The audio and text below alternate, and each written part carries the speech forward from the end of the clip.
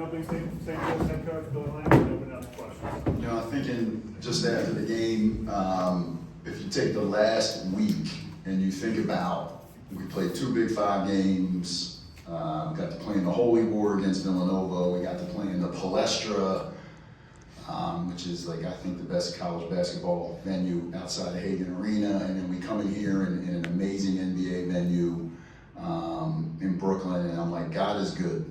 You know, God is good. Just to get these opportunities, regardless of the results, is really an anointed time for this team, these guys. And it was a battle tonight, but just that opportunity is the thing that I'm grateful for the most right now. Questions, John? Billy, what did you like about the way you guys played? And that when you got that 16-point lead, is that kind of like how well you guys can play? I mean, you already know my answer. When the shots go in, yes, you know, and when they don't, no, you know. But yeah, we were scrappy defensively. We move the ball well. They're so tough defensively. I mean, they swarm the rim. They force you to drive and kick. We still had 10 turnovers. So, but yes, I mean, the answer overall is if the ball goes in, I don't care how we play. I mean, it just makes everything look really good. I like how we ended, you know, because you can stop playing to win and be fearful of an outcome, and you have everything against you. You know, they're making shots, Rasheer fouls out, Justice misses a free throw, they call timeout to freeze him, and there he is. And then they get the last shot, and it's taken. And I'll be honest, a kid made the same shot when we played at Rhode Island last year. So literally, like the same spot, the same way, the same type of defensive possession. This time it didn't go in. I just like the grit and the resilience of the team. You know, they trust what we do, and I love that. Yeah. This is past my bedtime, so we got to quicken these questions up. I'll try to be, I'm long-winded, so I'll work on being a little bit shorter. Go ahead. Just you, Bill, you know, right? Yeah.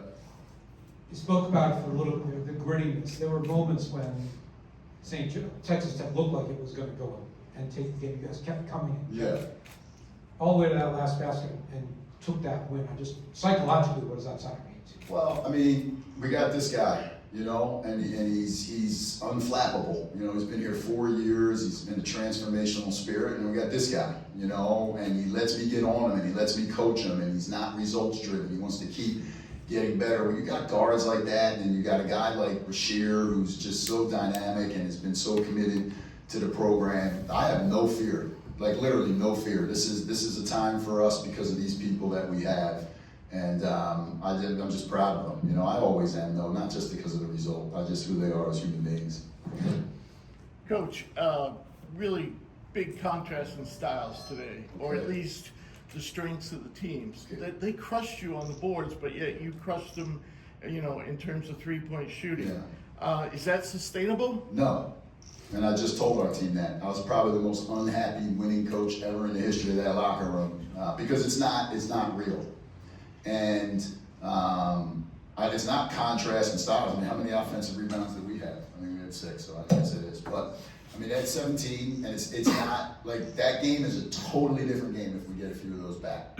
And that'll be addressed. It'll be addressed tomorrow morning. Texas is probably licking their chops to get in here and do that to us. And the only way you beat it is with three-point shooting. You know, that's the only way you beat it. And taking care of the ball, which we did in the second half. We only had 3 turnovers, but I'm not pleased with that at all, and they know it. Yeah, Coach.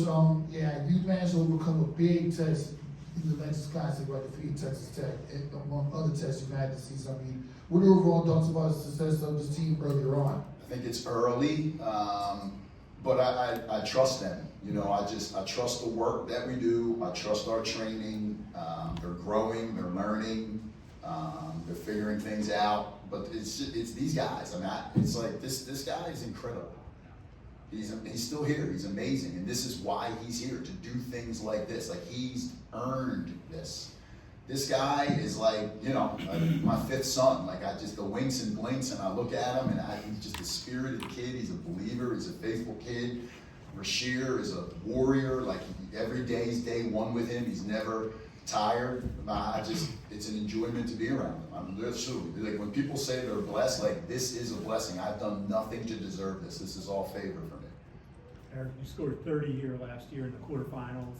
last week against Villanova and Penn, your shot wasn't falling, but tonight it looked like you were feeling it right from the get-go. Was something about this building? Was it something about the change? I mean, what do you attribute to your success tonight? My teammates and my coaches always. Like, I never take credit myself. They always give me the confidence to keep going, keep shooting. They get mad at me when I don't shoot. So regardless whether it goes in or not, they always have the confidence in me, and I just roll with that. Coach, Erik, congratulations. Everybody, congratulations. One for you, Coach. On the schedule, it was possible you could play 2 NCAA tournament teams from last year in this event. Now you will. As much as you want to focus on just each individual game, knowing about resume building, like how much did you, if at all, try to emphasize this event specifically with the opportunity to build the resume? And Erik, I guess how much were you chomping at the bit to possibly play Texas along with Texas Tech? He asked you second, you go. Oh, all right. I mean, we know that Texas Tech is a great team, but just the theme of the week has been trust your training, or trust our training. So we just been really just going to practice every day, just believing in everything that we do.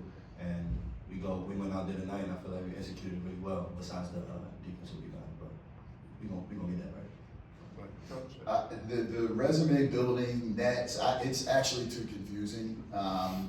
And I don't want to say anything about it because there's a guy that grew up on college basketball. I just not pleased with the whole. I just can't focus on that, and they don't want me to focus on that. They don't need me to focus on that. They need a leader. They need a steward. They need a truth teller. They don't need a social media guy. They don't need a .com. They don't need that. So what I told them is like, we didn't buy our way into this. The event operator is not a St. Joe's guy. Over 5 years, we have earned the opportunity to be invited in a showcase event like this because of guys like that, because of guys like him, because of the way we performed at Kentucky last year, beating Villanova when they were nationally ranked. And I told them I don't care if we win. I told them that. They know that I want to win. I'm sweating, they know that. I said it with a lot more color. What I wanted was to make sure that when we left here, these teams felt us. People saw us.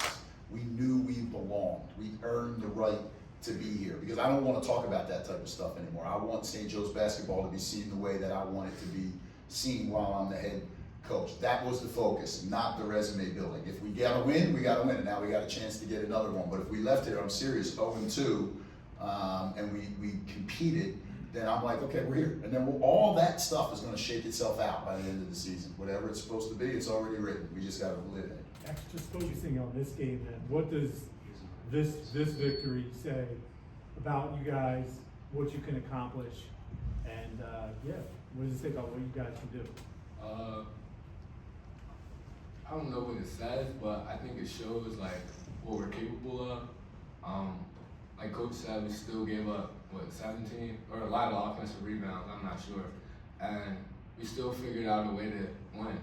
I mean, if we could just figure out a way to win and stand in our discomfort, as long as you get the win, we're fine. But like we have to fix the mistakes that we made, and it just showed like we're able to get that win by making many mistakes. Last question.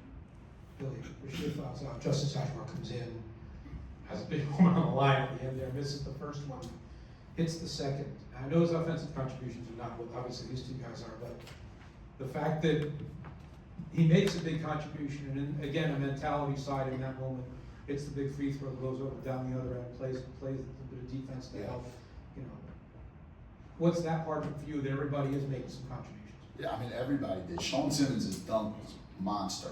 Anthony Finkley's 3, his defensive possession at the end there.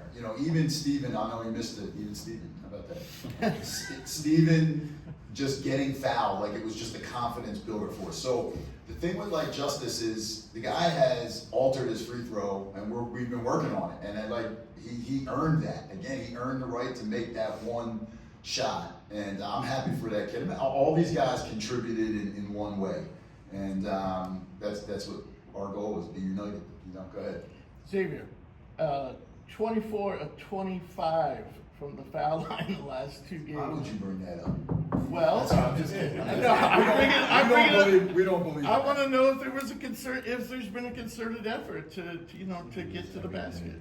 To get to the basket, Yeah. I always try to get to the basket, but I'm just happy that I'm making my 5 shots. Thank you. Thanks, guys. All right, guys.